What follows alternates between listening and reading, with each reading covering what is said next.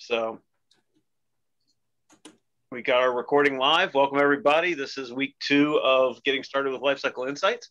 We're going to go over we're going to go over building your budget today. I'm going to circle back to where we left off last week, which is data quality, because there's a couple pieces of data quality that are really important when you get into the budget. So if any of you haven't done your data quality homework yet, these will be items that you'll want to focus on and pay attention to. When it comes to data quality, the budget really gets built off of the end of life column and the replacement cost column, as well as a column that by default is hidden. So don't forget to go in here and look at managed columns.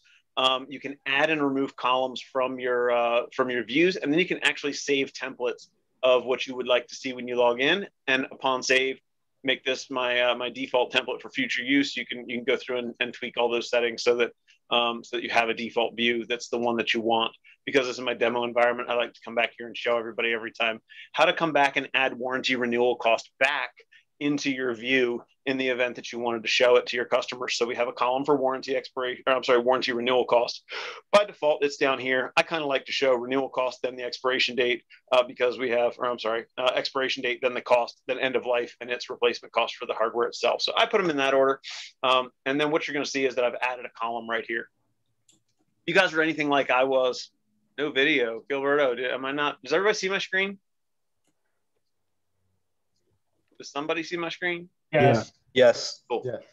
Okay, good deal.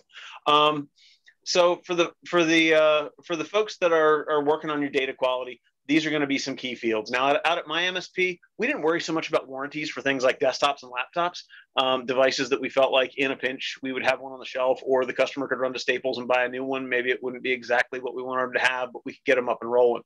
What we did care about warranty renewals on was what we considered to be mission critical items. We even had something written into our contract that said the customer must keep mission critical items under manufacturer's warranty. So a Dell server, a SonicWall firewall, a Sophos box, whatever, those items have to have that renewal warranty. We want to track for that so that we can account for it on the customer's budget. So we give you a place to come in here. And if you were to say, hey, I want to find my firewall, I don't even know what it is, this client. Yeah. So if we were out here to find our, I don't even know what my router here is. I might have them all hidden. But if I was out here to find what I consider to be a key piece of network equipment for this customer, I could literally come out here and say, hey, you know what, my warranty renewal cost on this is going to be $900, and the warranty is already expired on this one, so it's going to budget in the past. But this is what it's going to look like once you add that warranty renewal cost. It doesn't necessarily have to be there for every asset. End of life is probably the most important field when it comes to building your budget. So using our swatching feature, I'm going to wipe away the colors I don't want to see, and I'm going to bring up just the stuff that has no end of life date. Blue means missing data. This is where we really need to come out and fill in data. Well, if I have no end of life date and Lifecycle Insights uses the end of life date to populate the actual budget forecast, then I'm unable to auto-populate your budget for you. So these items, anything you see with blue and an end of life date, is not going to show up in your budget. These are going to be surprises to your customer when they come due. In this particular case, they're just some BDR appliances, which probably need to be a zero cost to my customer because they're probably part of their managed services. So we're just going to go over here and say, hey, you know what? These don't even really have an end of life date, and there's no cost to replace them for the customer. So we don't have to worry about it. Life is good. But if you see a long list of things over here, it means you probably need to fill in some purchase dates. We use purchase date to extrapolate end of life date to make sure that you have what you need there. And you can see those settings under account settings and asset type policies. If you haven't already manually configured your asset type policies, go out here and take a look at asset type policies and make sure that they match your best practices for your MSP. Out of the box, I think we say a server's $5,000 and a VM's $5,000. Well, that may not be realistic. Where in terms of budgets, in terms of budget though, I want you to think about not just the replacement cost for the hardware, but the cost for any labor that you're going to bill that customer. So if you have an all-you-can-eat agreement where it doesn't matter if projects are included, then maybe my virtual servers are zero because all the hardware and software comes with the server purchase. I'm not going to charge them anything to do the project. If I charge labor to do that project, I want to put it in here as part of the replacement cost. Later on in the platform, it's going to kind of look like that's a hardware cost, but what it really is the total cost of replacing that asset because we're looking at a budgetary number here, not a straight hardware cost. So think about that as you build these out. Lifespans, this is your recommended best practice. If you have a customer that say, hey, my workstation policy is 60 months, but this particular customer is never going to do that. They're going to be somebody who makes me let them keep their gear for 72 or 84 months. You can actually go into company settings over here and make a custom policy for a client. And using the client picker up top, you'll be able to make an individual setting for that customer that says, hey, maybe we keep our virtual servers with this customer for 72 months, and that's going to impact my end of life policy for that client. But what we do is purchase date plus this many months equals our end of life date, and that's how we build your budget. A couple other things in here you want to know: 24 months left on a warranty is when we're going to change that. I'm sorry, not on a warranty, on an end of life date. 24 months left, so 60 minus 24. 24 is where we start to show you. So it's going to be 36 months in. We're going to start to show you this particular asset is about to go end of life. We're going to turn it yellow on the asset list. Same thing with warranty. 6 months from the end of a warranty, we're going to turn the warranty column yellow on the asset list. So those are impacting these columns right here, where we're turning things yellow based on a certain criteria. Again, end of life is when you put it on the budget. This is the cost that's going to go on the budget. So that's kind of the next important thing. If you go look at network equipment, for example, and you can just type to filter up here, you'll get all your network equipment, or you can come up here and filter by asset type if you want to grab all your network equipment and then use this filter to get me my switches maybe, or my access points. It'll give you a little bit more detail. You'll notice these are some columns that when we looked at those account settings, we put a default price out there for all of your network equipment. We put a default price out there for all of your workstations. Workstation, laptop, you could have a difference in price. We'll talk about that one in a second. Network equipment specifically, a 8-port desktop switch might cost 150 bucks. A 48-port PoE switch that's cloud managed might cost $3,000. A big firewall might cost $3,000 or $5,000. So make sure that these replacement costs are accurate for the network equipment that's out there. Ideally, you want to check all your assets, but make sure that you don't see just 500, 500, 500, 500 for all your network equipment, because that's going to lead to errors on your budget. The other types of items you want to make sure that you get right in there would be virtual servers. So by default, most of your RMM tools will not differentiate between a server and a virtual server. The way to tell is to go back to your source of truth, whatever your primary integration is. So if you integrated with ConnectWise like I did, then you're going to go out here and look at your asset mapping and say, hey, do I have a spot in here for VM? Does that exist? Is that a thing that I could map to virtual servers? Or does it bring them all over as servers? If it brings them all over as servers, which most systems do, then when you get up here on your asset list, you're going to need to come out here and type virtual. It'll bubble all your virtual servers to the top based on the model information, based on some of the serial number information, something like that. And then you're going to want to edit these types. So you're going to update the asset type and go ahead and move them to virtual server from a standard server and make sure that those get flipped. That'll change the price on those assets. It will also change the type so that when you use the type to filter up here that it works. The other one to talk about there is laptops. Laptops obviously cost more than desktops. Most of your RMM and PSA tools, I'll take that back. A few of the newer, more modern ones are starting to identify laptops separate from desktops and break them out. So you'll have desktops and laptops, or workstations and laptops. Your traditional products like Datto and ConnectWise are just going to bundle everything under workstation. At my MSP, we just did an average cost and said, hey, you know what, my workstation quotes are going to be a little high on the budget number. My laptops are going to be a little low, but we've communicated it to our customer. They get it. But it may be to a point where you want to come out here and say, hey, this customer has a bunch of latitudes, or this customer has a bunch of something specific. And if I go find a customer that has them, you'll see as I search for latitude, it'll bubble all of those to the top. And this is the way I could come through and multi-select all these, and somebody's already done it in this tenant. I could multi-select all these and change them over to being laptops. The way I can tell that they were changed to laptop is that when I drill into them, you can see that it's in yellow and I have an undo button. Anytime you change something from the way that it was carried over from your PSA, we track what the original setting was and give you the ability to undo it. So if I were to undo this, it would take it back to workstation. I'm obviously not going to do that, but I just want to show you guys how that function works. But if you changed an end of life date, if you changed anything in here, it would give you that, that yellow field and an undo button. So that really breaks down cleaning up the asset list. Who's got questions around that as far as setting up the asset list for to carry everything over into your budget? Okay, I'm going to take all the silence and a couple of head nods as I'm moving on. So the other items that play into your budget are going to be things like contracts. Contracts is something that most of our PSA and RMM tools, I see lost fan setup. Keith, I don't understand your question. Okay. Keith says we're all good, so we're going to move on. So in our carrying over to our budget, we're going to have a couple of things. Contracts and projects are two things that really impact the budget forecast. We're going to talk about contracts first.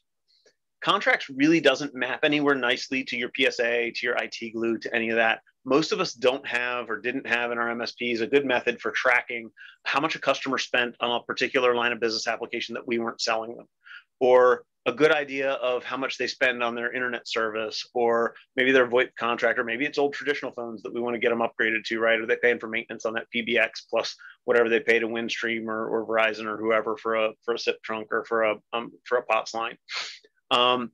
If we can track that info, we can present it in the budget. And what I really like about a complete budget is that this allows me to become that strategic operator for my customer. I'm no longer just talking about how many bills am I going to hand them as the MSP. We're not just showing them a budget of the invoices I'm going to send in the future. I'm showing them total cost of ownership over technology. So now it's a bigger conversation.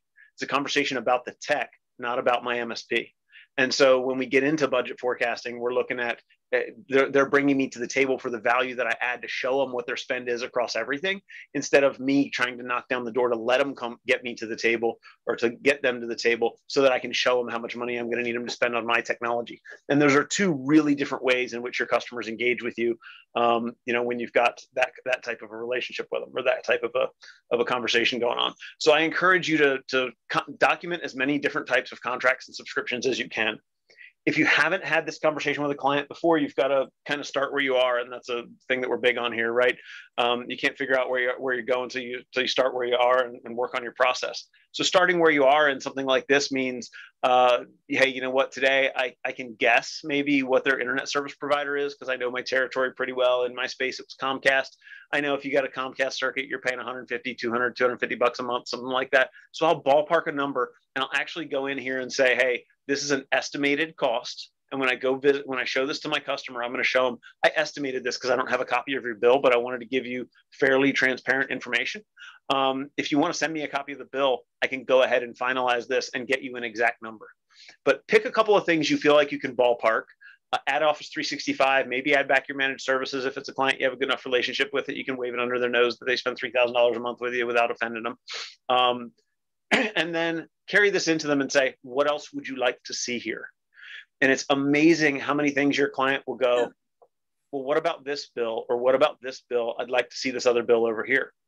And what you get when they hand you all those bills is the termination date. So now you're going to know they have a Ring Central phone system that has a window of 60 days in which they have to send in a letter that says, I quit, or they're going to auto renew for 2 years. That's your chance to get in there and sell them your voice over IP service, or your, whatever your best relationship where you get 15, 20% on the back end. Questions about contracts and how we set that up and how we do that? They're pretty straightforward to configure. Examples of things you might put here, or especially the ones here on the screen, but also don't forget things like maintenance for larger warranty items. So if you had maybe 10 assets that all fall under a single Meraki renewal that's biannually every 2 years or whatever, we see that one fairly often. You can put them here instead of putting them over in that warranty column. You can just have one contract for Meraki renewals, and you can show that price to them on the budget. The other one is projects. I'm not going to dive real deep into this because we get into this in week 4 in a ton of detail. But projects in our platform are really just the tool that you use to take the items from the asset list, to take the items from the assessment, which we're going to talk about next week, all the things that you find that are maybe deficient in your client environment or not up to your best practices in your client environment. They're how we take those things and go present them to your client in a format where we're going to say, hey, Mr. Customer, I'm going to propose that you replace these pieces of infrastructure. You're going to get this much red off of your asset list. and replace, and it's also going to solve for you these assessment item problems, right? Because we have a sonic wall with a problem, we don't have IPS and IDS right. Because we have outdated sonic walls, maybe we don't have content configured correctly, or whatever. You can pick all those problems that are going to be solved as part of this project. And now when I go to my client to talk about, hey, I need your permission to spend $7,000, this is where they say, what do I get for my $7,000? And it's really easy for you to sit down and say, well, on my asset list, I'm going to mark all these things green. On my risk assessment, I'm going to mark all these things green once you do this project. So here's the business value. Here's the risk we're eliminating by doing these projects. And that's about all we're going to get into projects today, because like I said, we'll take a deep dive into them next week. But does this make sense to everybody as far as, what a project is in our system? Think about these as pre-opportunity in ConnectWise or Autotask or whatever your tool of choice is. This is where you're literally getting permission for them to spend $7,000. Then you're going to go to your sales engineer and say, hey, I've got permission to spend $7,000 to do this project. Can you put the exact parts with it? Give me an exact quote. Customer's already agreed to sign off on it. And this saves you from sales engineering having to do a bunch of work on projects that were never going to close because your customer wasn't going to approve it anyway. So all of that really drives through into the budget. So budget forecast, this is one of the pieces that our clients get the most value out of when they deliver it. This is the thing that everybody says, my customer had never seen this. They went, holy cow, like this was the jaw drop moment of my presentation. Assessments are nice. They're pretty. They give you nice color coding for everything. Same with asset lists and all. But the budget is that thing that has a real impact on the business. So these are really customizable. We can come in here and change all the reporting options. So we can configure this any way you want to see it. We have saved options, so we can come out here and say, this is one of my favorite views. This is how I'm going to show it. I would recommend this view to all of you. I would say if your default end of life is 5 years, then a 5-year budget is perfect. If your default end of life is 4 years or 6 years, you probably want to tweak this budget to fit that. But my goal for this budget when I present it is to be able to say, I want them to see a 5-year budget, and I could do months or quarters, but I want a 5-year budget that does not include asset detail. And there's a reason that I don't want to put anything on this page other than just the basics. When I print this report, the beauty of it is that it lives on one page. This entire report, one page in front of my customer. And what they can see here is that we've got some past due expenses, some things that we hadn't been doing, hadn't been taken on. We've got a couple projects that I'm going to recommend that we really don't have scheduled yet, but really it's just a number. And then 2021, they're going to spend this much in IT plus whatever from here we carry forward. 2022, they're going to spend 67. 2023, this customer is going to have a $14,000, $15,000 jump, and then they're going to have another $15,000 jump the next year. So in 2 years, they're going to jump $30,000 in IT spend, or about 50%. This is huge. This is that surprise that your customer is sick of. They've gotten them from you in the past. They've gotten them from other IT providers in the past. We've all been guilty of it because we just didn't have good tools to predict this. Now that we have an accurate inventory because we did our data cleanup, because we have good data out there for prices and end of life dates, we can auto-generate this. So now you can carry this in and say, look, Mr. Customer, you're going to have this ramp up where you spend a big chunk of money and then it's going to drop right back to $65,000. This is probably representative of Windows 7 end of life, maybe Windows XP end of life that carried over into Windows 7 end of life that'll now carry over into a bunch of gear getting old all at the same time. And we want to call these out to our customer and talk about, do you want to pull some of this spend forward and start spending it early, or push some of it downward so that you can spend it a little later, and spread this out so that we can standardize and flatten that IT spend. This is one of the most impactful budgets you can show simply because of that. And I dumped a copy of it. We'll go over the copy of it in just a second, but I want to show you my other favorite way to show the budget. And that is by switching over to a quarterly view. Not everybody likes a quarterly view. This is your customer's preference as much as it is yours. I always like to go through a quarterly review, but I had a customer yesterday say, hey, my client really wants to see 12 months. Can we do it that way instead? Absolutely. But I think you should have a short-term tactical budget as well as a long-term strategic budget. And the difference between those is tactical is actionable. I always think of tactical as I can see enough information here to make a service ticket and let someone go fix it.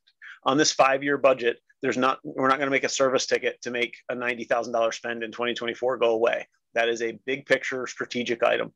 So we're going to come down here. 6 quarters, we're going to include all the asset detail, and we're going to go ahead and present this budget. And I'm going to print this one off as well, and then we're going to go over and look at the actual documents and see what they look like for our clients.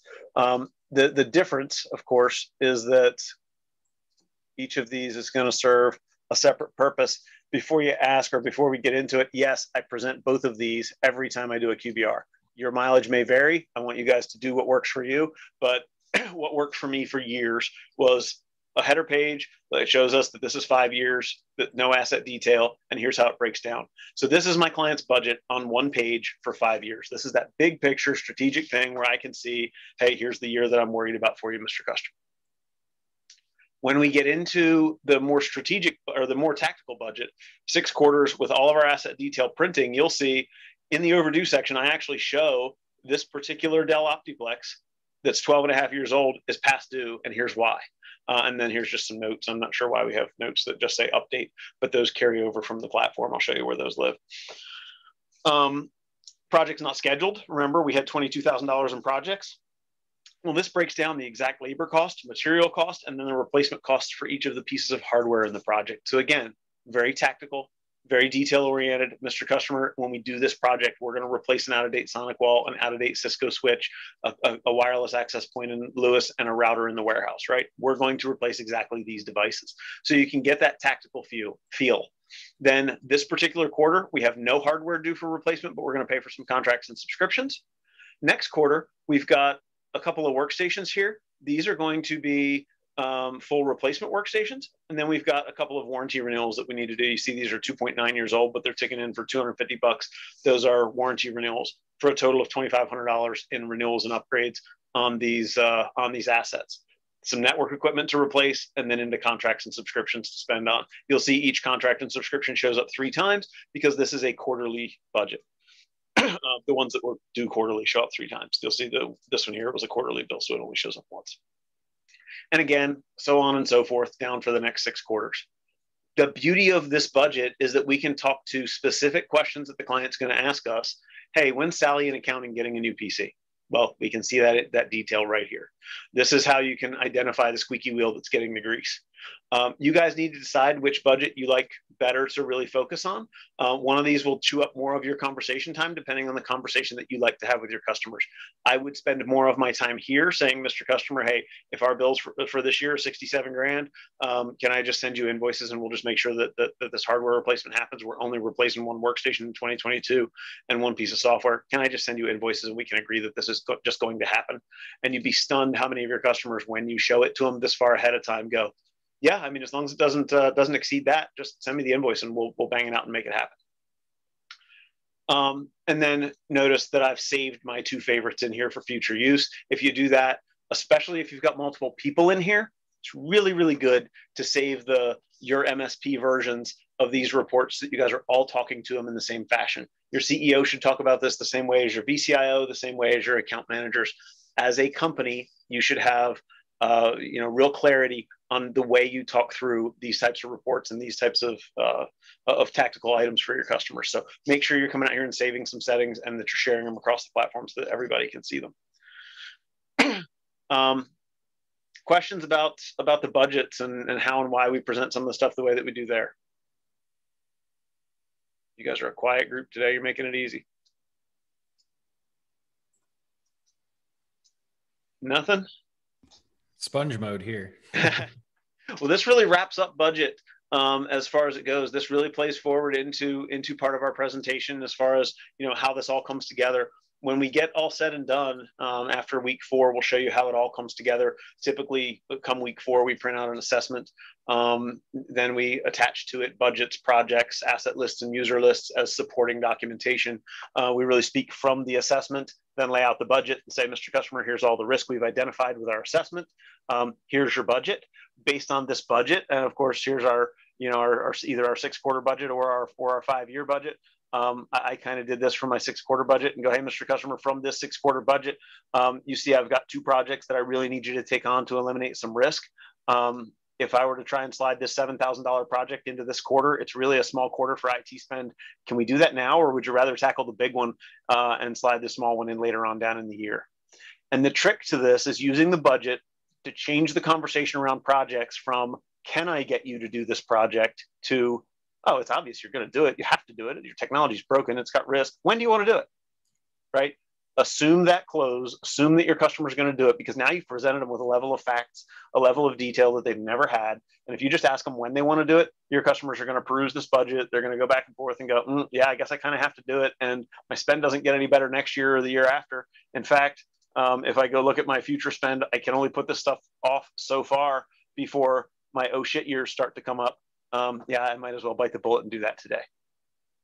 By putting that long-term budget out there, you're going to set your customers up for taking on more of your project work, and for just making it easier for you to close it and kind of stabilize out some of those spends. So does that make sense to everybody? Yeah. So with that, that'll wrap up our recording for today. That kind of we'll give you guys back. Have a lot of comments and questions. But we have the slot booked for another 30 minutes. If anybody wants to hang out and ask specific questions about your onboarding, questions about where you're at with your, with your individual use cases, happy to have those conversations. We're here for you for that as well. I'm going to do it one more time. Just go ahead and post my Calendly link in the chat. I sent it directly to one member here. Let's send it to everybody. And if you guys are working through your process and you've kind of gotten to a sticking point where you feel like you've done as much as you can without help, feel free to schedule some time with me and I'll help you keep moving forward on the individual pieces. So with that, I'm going to stop the recording. And if anybody's got questions, comments, anything like that, we can take those on. And if not, you guys get a half hour of your day back. Well, I appreciate your time, Alex. It's always a pleasure. We're here to help. And if you guys haven't seen the email yet, keep an eye out for the email for the Friday workshops. Every Friday we do a workshop at 3 o'clock Eastern. I don't remember what this week's topic is, but they're usually super helpful, super valuable. And for those of you who haven't seen it, all of our Friday workshops get eventually shared up into the platform. Sometimes it takes us a week or two to get them out there. But if you come out here and search for workshop, you will see we've got a ton of them out here with recordings where you can come back and play the recording from previous workshops if you miss them. So we do this on a Friday. Usually it's a 30, 45-minute conversation. And again, we'll just open up the mic and let you guys ask questions and get your problem solved. Hey, Alex, would you have time to show me those settings that you had emailed me earlier today about the synchronization with Synchro back and forth? I can't because they don't exist in my demo environment. But I'll show you where they would be. If you click into this, and what Charles is talking about, for those of you who are just watching and playing along, we will do warranty lookups on these products, Dell, HP, Lenovo, and Microsoft Surface, which isn't on the tile yet. We'll put a picture out there of it later. But warranty lookups, when you drill into it, you guys will each have 2 checkboxes here if you're logged in as an admin that I do not have. They're at the bottom of this view, and you see just a blank section here for me. You'll check those 2 checkboxes if you want us to write back data that we find during the warranty lookups into your PSA or your IT glue, so into your source of truth. And basically what those 2 checkboxes say, one of them says write back the warranty end date if it's different from what we've already found. And the other says write back the purchase date if it's different from what we already found. So if you check those 2 boxes, we'll write back warranties and purchase dates into your source of truth product, whether it be a PSA or whether it be IT glue. The one caveat to that is if you already use something like ScalePad, I think Continuum does some warranty lookups. There's a bunch of products out there that do those. Our best practice is that you only have one product doing those warranty lookups, because sometimes, like between us and ScalePad, we'll disagree by 1 day on what a warranty lookup looks like, and we'll just keep flipping it back and forth. Not the end of the world. It just gives you ever-changing reports to give to your client, and they're probably not going to notice by a day, but it does give you less of an exact report to give back to your client. So we recommend you only have one of those products doing that right back. Okay, I'll have to circle back with you on that one because I don't have those options either. Really? Yeah. Oh, you know what? No, those should be there. Are you logged in as an admin? Yep. Mine look identical to yours. Is anybody else logged in? Can you guys log in and check and make sure that those are sitting there for you?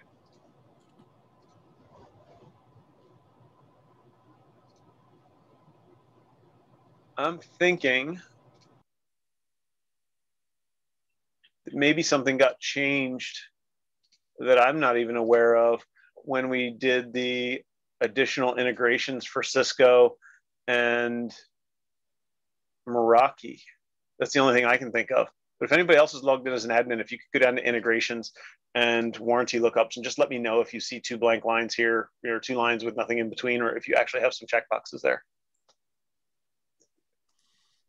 Hey, Alex, this is Bill Perkins. Yeah, I have both those boxes available. Okay. So Charles, if you don't mind, just respond to that same email thread we've had going back and forth with support and send a screenshot of what you see right there. Sure. Yep, we'll do. Thanks. Because there's no reason you shouldn't see those there unless there's something synchro specific that is not allowing those write backs. Okay, I'll do that. Okay. All right. We'll get you straight. Anybody else? All right. Well, with that, I'll cut everybody loose to enjoy the rest of your Tuesday, of your Wednesday. Is it Wednesday? Yeah, it's Wednesday. I'll cut everybody loose to enjoy the rest of their Wednesday, and we will see you all on Friday if you decide to make it out. Thank you much. Thanks again, Alex. Absolutely.